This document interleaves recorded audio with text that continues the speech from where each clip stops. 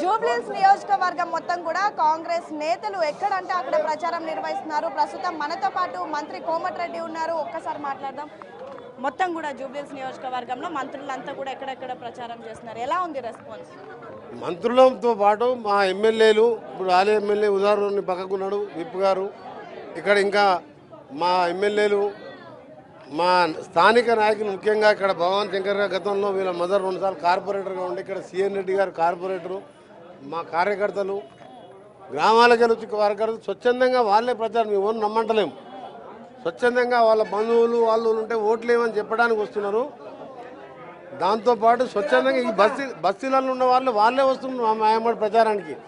నేను దాదాపు ఒక 100-200 ఇళ్లకు పోయి నేను పాంప్లెట్ ఇచ్చి ఓటేయమంటే ఆల్రెడీ కాంగ్రెస్ ఓటేయాలని డిసైడ్ చేసుకున్నాం సార్ అని చెప్తుంది. మీరేమో స్వచ్ఛందంగా వస్తున్నారు అన్నారు, వీళ్ళందరూ కూడా పెయిడ్ కార్యకర్తలు అంటూ కూడా మీ అపోజిషన్ నడిపి ఎక్కడ పెయిడ్ అని అడిగి నాకు అధికార పార్టీగా మేము చేసే కార్యక్రమాలు ఈ ఒక్క కాన్స్టిట్యున్సీలోనూ దాదాపు 20,000 రేషన్ కార్డు ఇచ్చి ఎలక్షన్ కోడ్ రాగానే ఇంకా ఆగిపోయింది.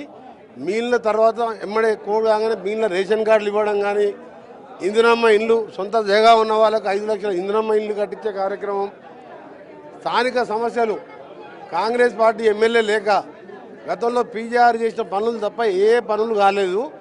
ఇప్పుడు ఈ 3-4 నెలలకెళ్ళే దాదాపు 40-50 కోట్ల రూపాయల పనులు నడుస్తున్నాయి. అభివృద్ధి కోసం ఇవాళ కాంగ్రెస్ పార్టీ గెలిపించాలని ప్రజలు నిర్ణయించుకున్నట్టు మాకు ప్రచారంలో అర్థమైంది. స్వచ్ఛందంగా వాళ్ళే వస్తున్నారు. మీరు పేడ్ అంటున్నారు, పేడ్ అనేది పేడ్ వాళ్లకు. అధికార పార్టీలో పోయి పార్లమెంట్లో 0 సీట్లు తెచ్చుకొని కారు అనేదే లేదు. ఇప్పుడు ఇలా ఆయన కారు కావాలని, డోజర్ కావాలని కారు గుర్తే లేదు. మీరేమో 2 ఏళ్లలో అభివృద్ధి చేశామన్నారు, కానీ మేము చేసిన 10 ఏళ్ల అభివృద్ధి మమ్మల్ని గెలిపిస్తుంది. 2 ఏళ్లలో చేసింది ఏమీ లేదు, 2 నెలల నుంచి హడావుడి మాత్రమే చేస్తున్నారు అంటున్నారు. ఇప్పుడు నేను ఒక బస్తీ ఒక ఇంటికి పోదాం, మీరు బిగ్ టీవీ వాళ్ళు రండి, వాళ్ళ ఇంటికి పోయి అడుగుదాం. గతంలో ఉన్న ఎమ్మెల్యే టీఆర్ఎస్ ప్రభుత్వం 10 ఏళ్ళల్లో మీ ఇంటికి ఏం చేసింది?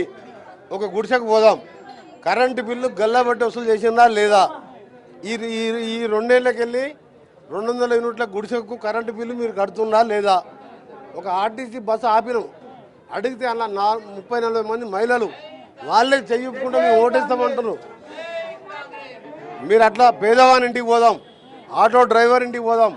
నువ్వు ఉండేది ఒకటే రూమ్లో ఇంట్లో కదా, బస్తీలో కరెంటు బిల్లు కడతా నెలకు 1000 రూపాయలు. 1000 రూపాయలు అంటే సంవత్సరానికి 12,000 మిగిలిస్తున్నాం. ఇలా రేషన్ కార్డు అనేది కేసీఆర్కి రేషన్ కార్డు ఎట్లా కొట్టాలో తెలియదు. 10 సంవత్సరాలు ఒక రేషన్ కార్డు ప్రింట్ చేయని వాడు ఇవాళ మేము రాష్ట్రం మొత్తం 7 లక్షల రేషన్ కార్డు ఇచ్చినాం. ఇక్కడ 15,000 రేషన్ కార్డు ఇచ్చి ఈ ఎన్నికల కోడ్ తర్వాత మిగిలిన ప్రతి ఇంటికి రేషన్ కార్డు ఇచ్చి సన్నబియ్యం అంటే తెలుసా అది రేషన్ కార్డు? అసలు కేటీఆర్ అమెరికాలో తిరిగి వచ్చిండు, పెద్ద పెద్ద దొరలు వాళ్ళు. సన్నబియ్యం ధర 50 రూపాయల కిలో. నేను తినే సన్నబియ్యం, నువ్వు తినే సన్నబియ్యమే. పేదోళ్ళు ముఖ్యమంత్రి గారు అదే బియ్యం ఇస్తున్నాం. మీరు ఎక్కడైనా పోయి అడుగుదాం, మన ఇద్దరమే పోదాం, మీరు పోయి ఇద్దరం అడుగుదాం. ఈ జెండా కూడా తీసేస్తా, ఏదైనా బస్సుకి పోయి అడుగుదాం. అమ్మ మొన్న 2 ఏళ్ల కింద ఎట్లుండే, ఇప్పుడు వచ్చిన బియ్యం ఎట్లుందని అడుగుదాం, వాళ్ళే చెప్తారు. మీరు మరి రేషన్ కార్డులు, సన్న బియ్యము, మీ ఉద్యోగాలు ఇవన్నీ మిమ్మల్ని గెలిపిస్తా అంటారా, లేదంటే వాళ్ళు సెంటిమెంట్ తో ముందుకు వెళ్తున్నారు కదా అది గెలిపిస్తుందని వాళ్ళు ధీమా వ్యక్తం చేస్తారు? సెంటిమెంట్ అంటే మన కంటోన్మెంట్ ఎలక్షన్ జరిగింది, ఒక చిన్న అమ్మాయి యాక్సిడెంట్లో సరిపోయింది. టీఆర్ఎస్ ఎమ్మెల్యే ఎందుకు గెలవలేదు? అదే సెంటిమెంట్. పీజేఆర్ గారు 59 ఏళ్ళకే పేదల దేవుడుగా, పీజేఆర్ అంటేనే పేదల దేవుడు. హైదరాబాదే కాదు తెలంగాణ కోసం కొట్లాడిన అసెంబ్లీలో సిఎల్పి నాయకులుగా ఆయన చనిపోయినప్పుడు పీజేఆర్ భార్య, అప్పుడు ఆయన పిల్లలు చిన్నపిల్లలు ఉంటే తీసుకుపోయి ఇంటి ముందు ఉంటే 3 గంటలు అపాయింట్మెంట్ ఇవ్వలే, ఆయన పోటీ పెట్టిండు.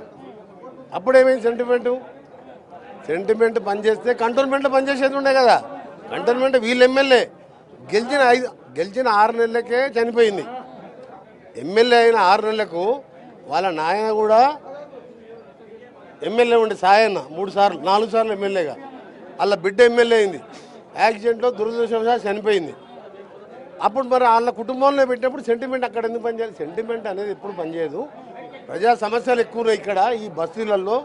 జూబ్లీహిల్స్ అంటే పేరుకు జూబ్లీహిల్స్, తప్పు పెట్టిన పేరు, కాన్సెన్స్ పేరు. జూబ్లీహిల్స్ అంటే అందరూ ధనవంతులు అనుకుంటారు. 90% బస్తీలలో ఉండే వాళ్ళు ఇవాళ డ్రైనేజ్ వ్యవస్థ, లైట్లు లేవు, ఇంటి మీదకి వెళ్ళి కరెంటు స్తంభాలు పోతున్నాయి, కరెంటు తీగలు పోయి 10-20 మంది చచ్చిపోయినారు, వాళ్ళకి ఇల్లు లేవు, సొంత ఇల్లు లేవు, కిరాయి ఇళ్ళల్లో ఉంటున్నారు, సగం సంపాదన కిరాయి ఇల్లు అవుతుంది, సొంత జగా ఉన్న ఇందునమ్మ ఇల్లు కావాలి, రేషన్ కార్డు ఇస్తుంది గవర్నమెంట్, ఉచితంగా కరెంట్ ఇస్తుంది అని చెప్పి కాంగ్రెస్కి వేయాలని నిర్ణయించుకున్నాం. వేసినట్టే లెక్క 30 నుంచి 50,000 మెజార్టీతో వస్తున్నాం. అందరికీ నమస్కారం. చివరిగా మీ అభ్యర్థి ఒక రౌడీ, అందుకే మీరు ఇంకా పీజీఆర్ పేరు చెప్పుకొని ఓట్లు అడుగుతున్నారు అని ప్రతిపక్షాల ఆరోపణలు చేస్తారు. రౌడీ అయితే ఈయన కేటీఆర్ 10 ఏళ్ళు మంత్రి, ముఖ్యమంత్రి అన్నట్టే కదా, ఆయన పేరుకు మంత్రి, పేరుకు ముఖ్యమంత్రి, ఈయనే ముఖ్యమంత్రి. ఒక ఎఫ్ఐఆర్ కాపీ తీసుకురా నవీన్ యాదవ్ మీద ఈ కేసులు ఉన్నాయని. ఇదే వాళ్ళ నాయన చిన్న శ్రీశైల యాదవ్ వాళ్ళ అమ్మ కూడా కేసీఆర్ స్వయంగా బీఫామ్ ఆయన చేతుల మీదుగా అందించిండు. మరి ఆ రౌడీ కుటుంబానికి నువ్వు ఎందుకు అప్పుడు టికెట్ ఇచ్చినావు? ఆ రౌడీ కుటుంబానికి టీఆర్ఎస్ పార్టీ ఎందుకు టికెట్ ఇచ్చింది?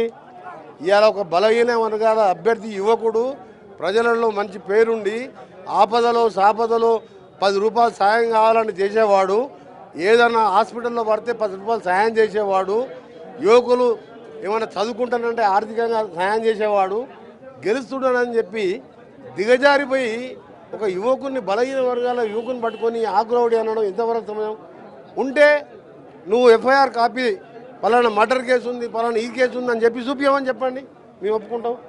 లేనిపోని ఆ విధంగా చేయడం, మనిషిని బాధ పెట్టడం తోటి మనిషిగా అది మంచి పద్ధతి కాదనే నేను కేటీఆర్ రిక్వెస్ట్ చేస్తున్నా.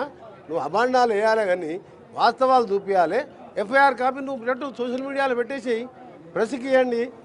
నవీన్ యాదవ్ మీద ఎన్ని కేసులు ఉన్నాయి? మరి శ్రీశైలం యాదవ్ వాళ్ళ అమ్మకు వాళ్ళ భార్యకి ఎందుకు టికెట్ ఇచ్చినావు? దాని మీద కూడా క్షమాపణ చెప్పు నువ్వు. మరి అప్పుడు కూడా రౌడీ అయినట్టు నేను టికెట్ ఇచ్చినా అని చెప్పు. ఏమీ లేదు, ఆయనకు ఎంత మంచి పేరుందో యువకులను అడగండి చెప్తుంది మీరు. నవీన్ యాదవ్ గురించి ఇలా ఒక బలహీన వర్గాల అభ్యర్థి యువకుడు భారీ మెజార్టీతో గెలుస్తున్నాను ఓర్వలేక దిగజారి మాట్లాడుతున్నాడు. అలాంటి మాట్లాడకు కేటీఆర్. 10 ఏళ్ళ జూబ్లీ హిల్స్కు మీ ఎమ్మెల్యే, మీ ప్రభుత్వం ఏం చేసిందో చెప్పు. గెలిపిస్తే ఏం చేస్తామో చెప్పు. మేము అదే చెప్తున్నాం. గెలిపిస్తే ఈ సమస్యలు, కరెంటు సమస్యలు, ఇల్లు కట్టిస్తాం, రేషన్ కార్డు ఇస్తామని చెప్తున్నాం. అట్లా చెప్పి ఓట్లాడని తప్పి వ్యక్తిగత విమర్శలు చేయడం మంచి పద్ధతి కాదని నా రిక్వెస్ట్. సో వ్యక్తిగత విమర్శలు చేయొద్దు. నిజంగా నవీన్ యాదవ్ రౌడీ అయితే గత ప్రభుత్వం మీదే ఉంది కాబట్టి ఒక్క ఎఫ్ఐఆర్ అనేది చూపించండి. అండ్ ఒక బలహీన వర్గాల అభ్యర్థిని ఈ రోజు పెట్టినందుకు ఈ విధంగా ఆరోపణలు చేస్తున్నారంటూ కూడా కోమటిరెడ్డి వెంకట